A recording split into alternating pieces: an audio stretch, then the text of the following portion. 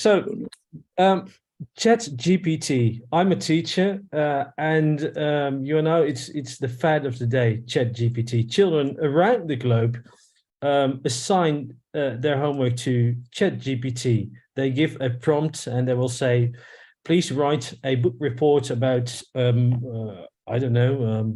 The withdrawal, which we're going to talk about later, and ChatGPT will generate a very nice book report. So, what do you know about ChatGPT? Have you heard of this development of this latest fad in education? Well, I don't think it has anything to do with education except undermining it. ChatGPT is basically high-tech plagiarism. It's a system that accesses an astronomical amount of data and finds regularities, strings them together, looks more or less like what somebody could have written on this topic. Basically plagiarism, just happens to be high-tech. Well, plagiarism can be a nuisance.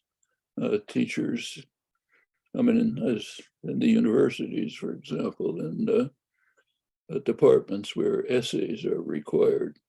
For years, there have been programs that help professors detect plagiarized essays. Okay, now it's going to be more difficult because it's easier to plagiarize. But it's about the only contribution to education that I can think of, that it makes it harder to detect plagiarism. The systems have absolutely no value with regard to understanding anything about language or cognition. They tell you nothing about that any more than plagiarism does. And in fact, the more they improve, the greater their flaws, for a very simple reason. These are systems that do just as well for actual languages as they would do for impossible languages.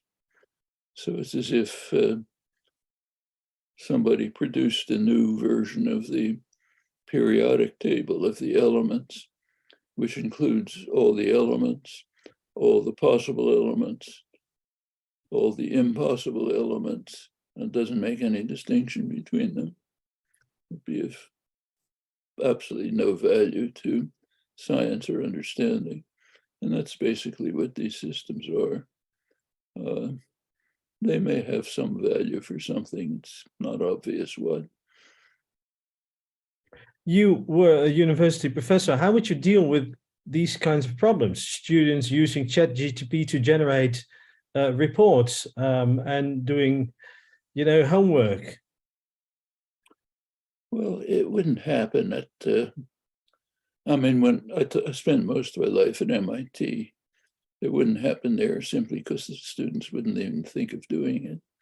They're interested in the topics, so they pursue the topics. A student learns nothing from this, of course, absolutely nothing. It's just a way of avoiding learning.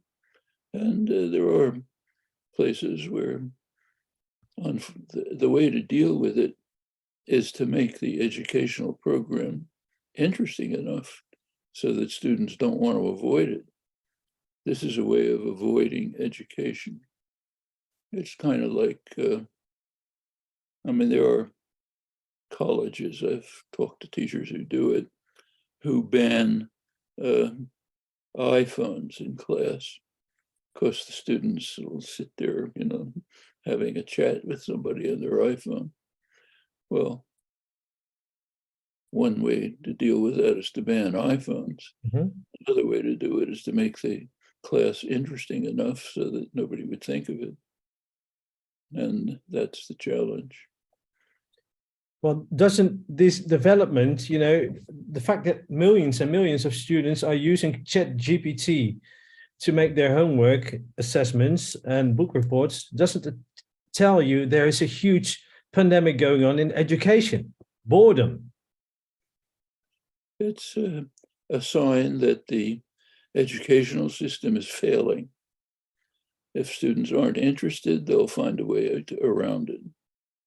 I mean, we've all taken classes in which we had no interest, and you studied for the exam, got a good mark.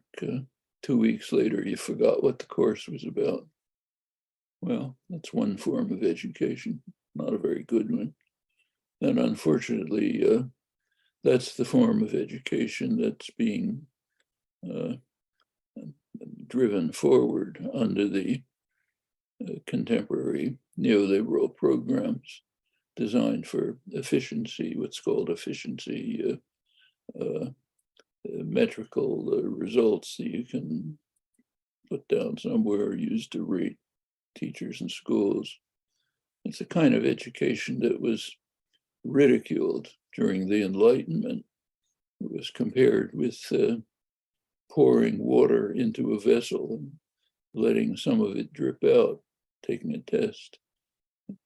Now it's considered the right way to do it. It's called teaching to test. Absolutely the worst form of education. And if you have a form of education which has no appeal to students, doesn't interest them, doesn't challenge them, doesn't make them want to learn, they'll find ways out. Maybe not come to class.